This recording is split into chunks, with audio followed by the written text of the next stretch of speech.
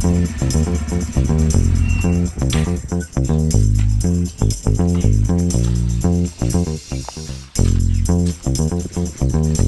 ચોપડી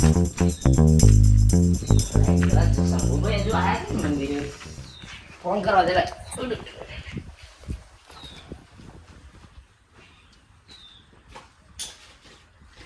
અંતમ નહીં લાગતો લે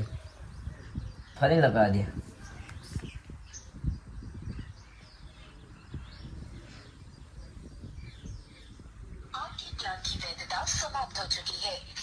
એટલે યાર 5 દિવસ પહેલા મેં રિચાર્જ કરાવ્યું છે 5 દિવસ પહેલા રિચાર્જ કરાવ્યું પતી ગયું તમનું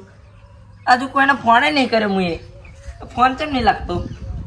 રિચાર્જ પતી ગયું ખબર નહીં પડતી ઉપર કંપની વાળા ફોન કરવો પડશે શંભુભાઈ તમારો જ ફોન કરતો હતો અરે યાર રાવણ ખરા ગાડી વાત કરું ભાઈ બે મારી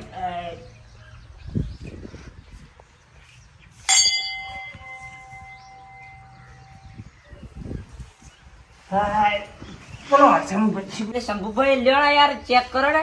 આ 5 દિવસ પહેલા મેં રિચાર્જ કરાવ્યું અત્યારે કંપની વાળા એમ કે તમારો રિચાર્જ પતી ગયું લ્યો ને ચેક કરો ને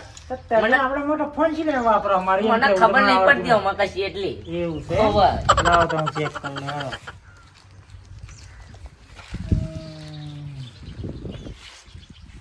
રામુભાઈ હા આમાં તો રિચાર્જ પતી જાય વાત સાચી તમારી પણ મેં 5 દાડા પહેલા જ ફોન રિચાર્જ કરાવ્યું છે એવું છે હો બતા અને હજુ કોઈ ફોન નહીં કર્યો મુએ તો તમે જીઓ કસ્ટમર નો નંબર લાવો આપણે ફોન કરીએ હેડો મારો જો નંબર ને તમારે જો લગાવો હા હું લગાવું ચાલો હા લગાવો લગાયો ફોન લગાવે છે ઉભા તો લાવ લાવ હું વાત કરું હેલો હેલો સર હા મારે કેવું એવું થાય છે સર 5 દિવસ પહેલા અમે જે રિચાર્જ કરાવ્યું હતું આ નંબર પર તો પછી આમાં એકદમ રિચાર્જ પૂરું કઈ રીતે થાય તો મહિનો પૂરો થયો નહીં બરાબર તો પછી રિચાર્જ કઈ રીતે પૂરું થાય મારું એમ કહેવાનું થાય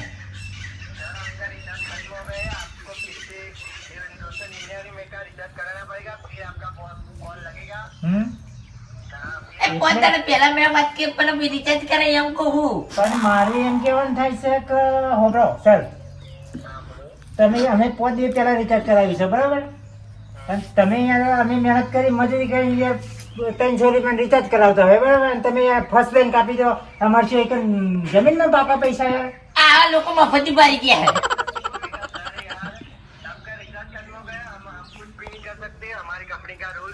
નહીં નહીં સર એ મારે બીજું કશું નહીં મને તમે રિચાર્જ પાછું આપી દો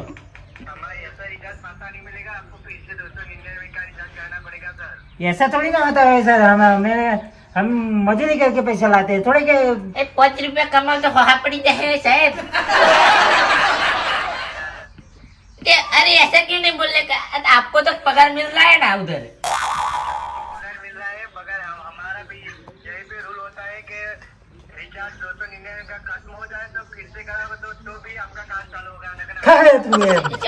हेलो तारा રિચાર્જ પાછું આલો ને હેલો મને હેલો તું ગમે તેમ કર મારે રિચાર્જ પાછું આલ દે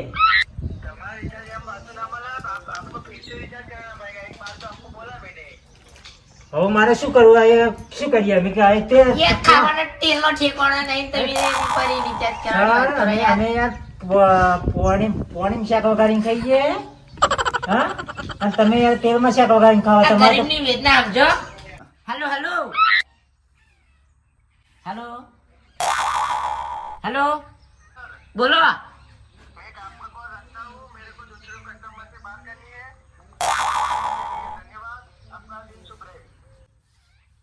हेलो अरे कर दो ना यार